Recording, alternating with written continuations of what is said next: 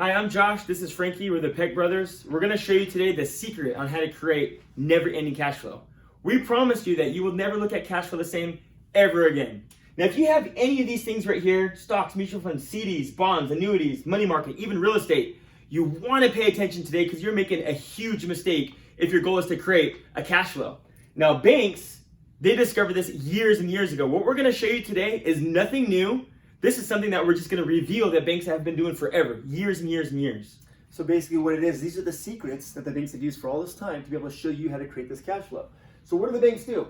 The banks will typically use real estate to be able to create this cash flow. So for example, they're not out there buying the real estate. They do own some buildings. We're not saying the banks don't do any of these things, but the banks, if you want to become truly successful, the largest corporations in the world are the banks, and what do? They don't do any of these.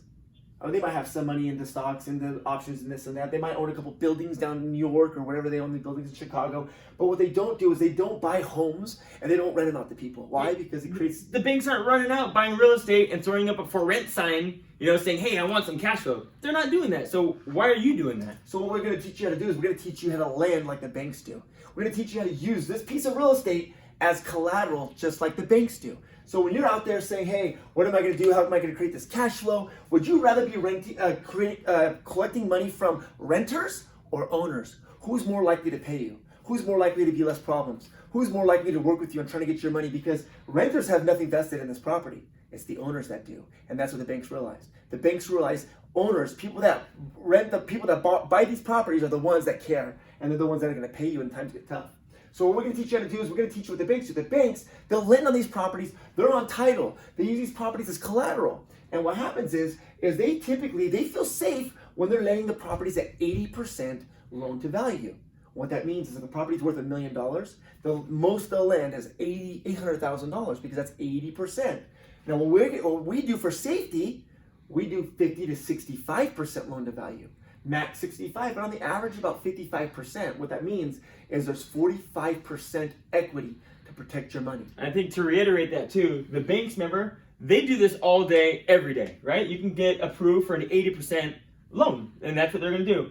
We're talking to you about lending at a 50 to 65% max loan to value. So what happens is that you go on title, you're safe with that money because the house is there, and if you don't get your money back, guess what happens? That person gets foreclosed on. The owners will lose their money in that property. And guess what they don't want to have happen? They don't want to lose that money. So they work tirelessly to get your money before you foreclose on that property. This has happened to us with our clients hundreds and hundreds of times. Very, very rarely do we have a foreclosure, but it does happen sometimes. Now the key to this whole thing is managed trust deeds. Are you having to do it? Are you having to go look for the foreclosure procedures in each state? Are you having to see if it's a judicial versus non-judicial? No. We work with the company. We've been doing this for 13 years, and they take care of everything for you. Everything is managed. If there's a foreclosure, they take care of it. They take care of all the problems for you. They take care of all the headaches for you. All you do is create a never-ending cash flow for you. It's a mailbox investment. You just go and pick up your check out of the mailbox, and you sit down and go, what am I going to do today? So this is how it works. So for instance, you have the banks over here that when you want a piece of real estate or somebody wants a piece of real estate, they're going to use that real estate as collateral to get that loan. And the banks are going to loan on, if it's worth $100,000, they're going to loan up to $80,000. But what happens after the person borrows the money? Well, they have a payment that they make every single month. And what is that payment? That's cash flow to the bank. Now, here is the beauty on being able to have all the benefits of investing in real estate. You have the collateral, right? That's what people understand. Nobody's just going to walk away with a house. You can't do that, right? It's there. It's something that's not going to go anywhere.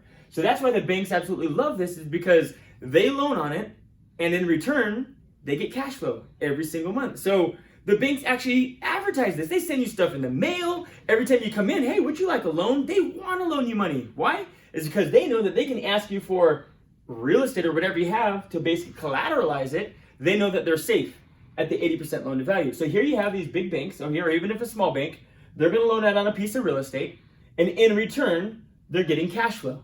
That's how it works. They're getting cash flow. Now here's the thing. I think you're giving up too much secret, Josh. A little too much secret. So here's the secret. The thing is does the bank care on that you had if you borrowed the money from the bank, right? Do they care that you had a leaky pipe last month? Or do they care that you broke a window? Remember the house in Mississippi? How the whirlpool tub went out $3,000 later? Tell them. 300 property Mississippi. Whirlpool manager calls and says, hey, Whirlpool tub went out. What do we got to do? Well, let's just put a cheaper tub in. No, we replaced the Whirlpool tub. $3,000 later. So waste of money. The whole purpose that we even had the Mississippi property, we do things together. The whole purpose we even had that Mississippi property is the dream of having cash flow.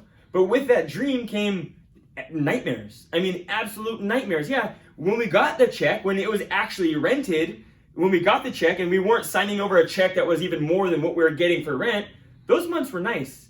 But at the end of the day, I mean, our rate of return was so little with all the nightmares, it was just absolutely crazy. So the thing is, if you take the bank here, they're loaning out and they're getting cash flow. They're getting that rate of return. So you take the bank out of the equation and we'll put you there.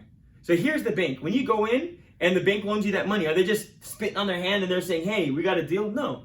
They put a lien against your property, right? It's a lien against the property. So whoever's borrowing the money can't just walk away. They can't run out and sell it. So the question is this.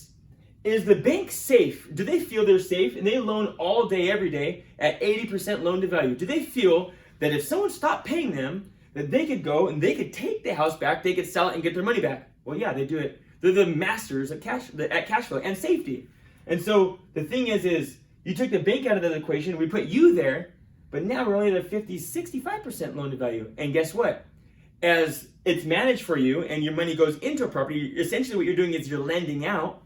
And now you have that cash flow. Somebody's collecting it for you. They're doing the deal. I mean, it's a legitimate loan, right? There's title, there's escrow. It's a legitimate loan. Right, and you brought up the safety aspect of it, Josh. So the Department of Real Estate, a couple years back, was trying to educate people on investing in the trust deeds. And really what you're doing is, I could say you're investing, but you're really lending. You're just becoming a lender. You're becoming what the banks do. So what they did is they put, remember Josh, that pamphlet that came out? Yeah. And they said what to know about investing in trust deeds. And in it said, almost everybody that invests in trust deeds gets their money back. It just depends on how much equity you have. Because you have to be able to foreclose on a property. There's got to be enough money there to foreclose and pay for attorney's fees to be able to do those things. So this is why having a cushion there, having all that equity there is protection for you. Because safety is the most important thing when you're trying to earn a rate of return on your money. Not earning set 30% rate of return, and all of a sudden, as John Bogle says, who's John Bogle? John Bogle owns Vanguard, one of the largest mutual fund companies in the world. Right now in the United States, there's almost $19 trillion in mutual funds. And John Bogle owns Vanguard, which has $5 trillion under management. That was in 2018 going into 2019. And he says that in any given year, that market can cut 50%. It's happened 3 times to him. And he says that feels like it's like a nightmare. It's like it's never going to come back again. He says if you're in your 20s and 30s and you can afford to write it out, so go ahead and do so. If you're a youngster, okay, throw money into mutual funds and but if you're close to retirement and you don't have time to write out a 50% drop, because in order to write out a 50% drop, you got to earn how much? 100%. You got to earn 100%. So if you lose 50, you have to gain 100 just to break even. $100,000 to $50,000. Now you're $50,000 has to earn 100% to get back to $100,000. Right. How long does it take to make 100%? It takes forever. And we've seen the average is taking anywhere between 7 to 10 years when your money just to break even again. And can you afford to lose that time? Can you afford? I mean, how much can you sleep at night? Can you live the same kind of retirement if your money drops by 50% at some point? That's a tough way to be in retirement. This is why using real estate, not as purchasing and renting, but lending on real estate to owners, will protect your money and be able to earn you a cash flow. Right now, our trustees are earning a 7% rate of return with the real estate collateral. Have you ever heard of anything like that? People always tell us, what do they always tell us when we meet with them?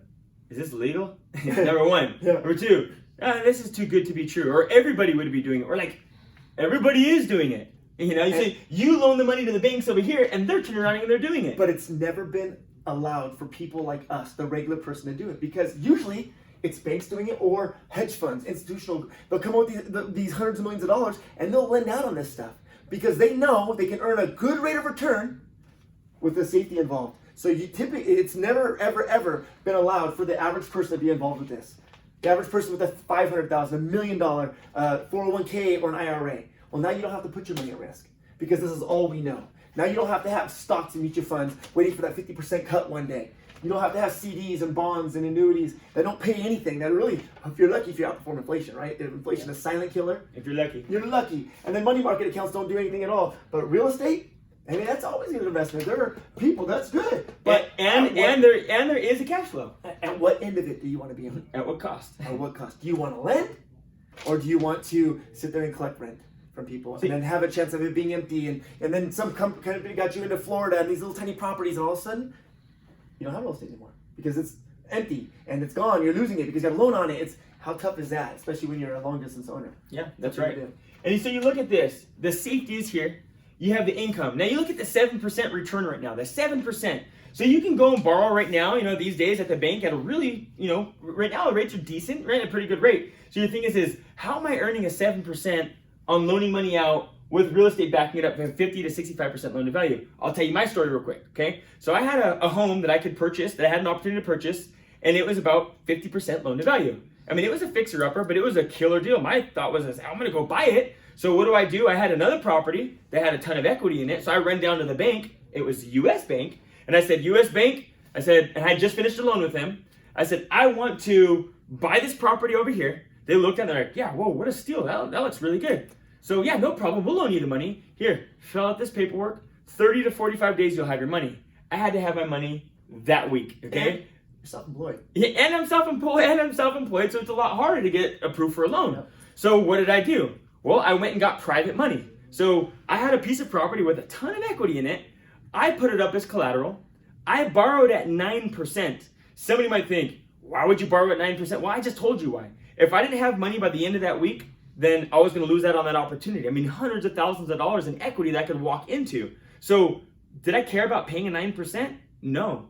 So is the person that loaned me money safe? Well, here's the question. Is the bank safe when they have collateral when they loan? Well, yeah, they're loaning 80%. Are we safer if we're loaning at 50 to 65? So here's my story. I borrowed that money. I bought that house. I fixed it up. I had 1 year to pay it off. I had 1 year to pay off a 9% loan. This is private money. So what did I do? I fixed it up. Now I had time. I went back to US Bank. I got an appraisal. I did my paperwork. And then I chopped my rate more than half. But then guess what? That private money that I borrowed, I turned around and I paid it off immediately. Quick. The person who loaned me that money, well, they made a really good rate of return. Were they safe? Yeah. Did I have to make monthly payments? Yes. Cash flow to the person who loaned me that money.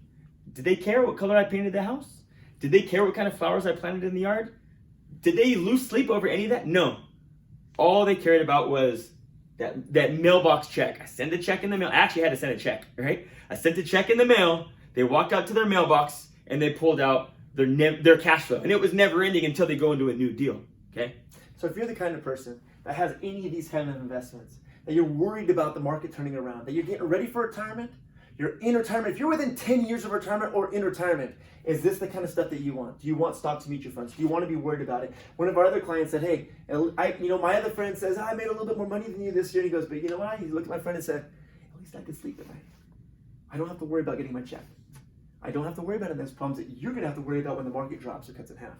And so at the end of the day, who is the winner in the end of the day? It's the guy who feels a lot more comfortable and sleeps better. You don't have to worry about any of this stuff. This stuff is not how banks make their money. This stuff is how we've always been taught. This is all we know. But there are other things out there. There are other ways to protect your money.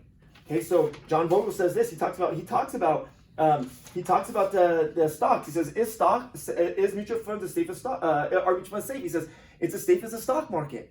He says, which is to say, to be quite blunt, it's not safe on any short-term basis. Wait, this is the guy that owns the largest mutual fund company in the world, right? Over $5 trillion in management. And he said, what about where most of you have a big chunk of your money? It might be an IRA or 401k. By the way, you can put IRA or qualified money into these trustees. And he said, what about? He says it's safe as stocks, mutual funds. So the question is are stocks safe? And he says no. He says basically it's not.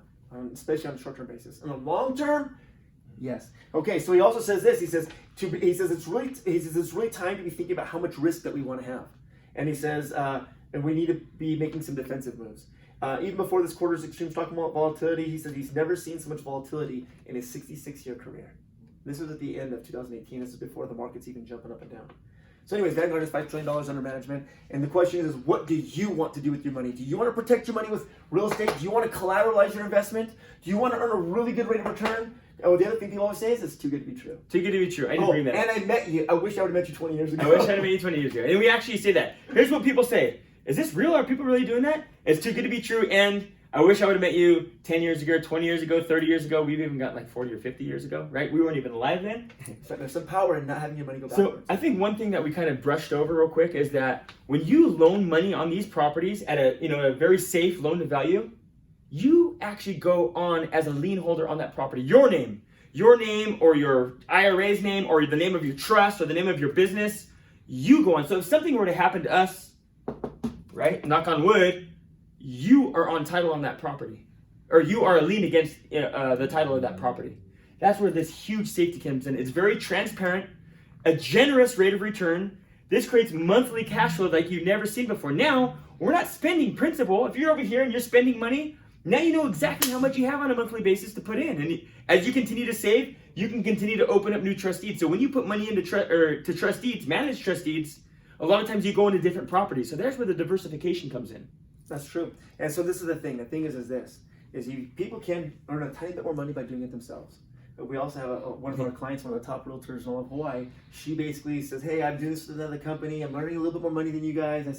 I said, well, one, where are you investing in the properties? The laws are different in every state. What state are you in? I said, two, and who's managing it for you? What's going to happen if you have to foreclose or if you have to collect a payment? And she goes, oh, don't worry about all that. It's all being taken care of. Well, finally one day she says, biggest mistake of her life.